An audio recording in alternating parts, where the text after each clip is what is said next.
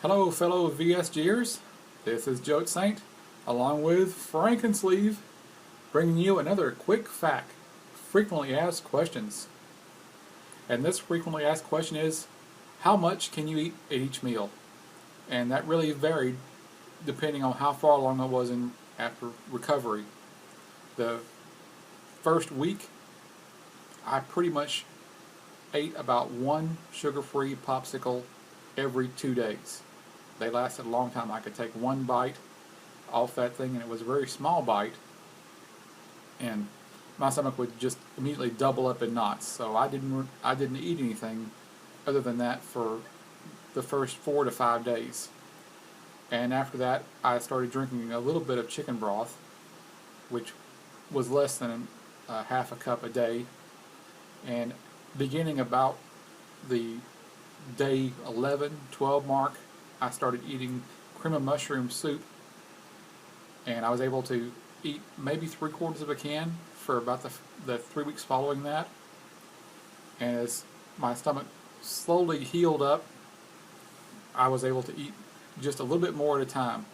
It seemed like for about the first 6 months, when I progressed past eating a tablespoonful or a teaspoonful at a time, I finally got to where I was comfortable eating this much for one meal. This is a half-cup Gladware plastic container, and I would not even be able to eat the entire container full for at least the first 6 months. I would usually eat 3 or 4 teaspoonfuls out of this and have to stop, wait 10 or 15 minutes, eat a couple more teaspoonfuls, and just keep doing that. And over the course of about an hour, I could eat this whole thing.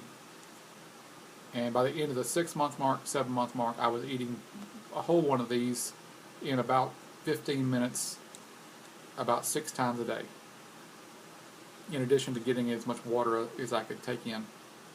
Or in my case, I prefer Crystal Light for my water intake. But it seems like after about the 7th month mark, my stomach relaxed quite a bit, and I progressed to eating about 3/4 to a cup of food per meal. And that's what I'm up to now. I usually can eat about 1 cup of food about 6 times a day, and it really depends on what the food is. If it's a very dense food like steak or chicken or turkey meat, or if it's something like refried beans, which has already been processed down to where it's kind of a paste, since that kind of food really can't be packed down once you've chewed it up, I can hold less of that. Things like apples, grapes, banana, or pineapple, or one of my favorite vegetables, yellow squash. Since those are mostly water, when I chew them up, I can hold more of it. So it's closer to a cup and a half of anything that's got lots of water in it. So that's where I am now in the progression. I'm hoping that I won't ever really go past a cup to a cup and a half of food per meal. But so far it's been pretty easy to stay on this diet.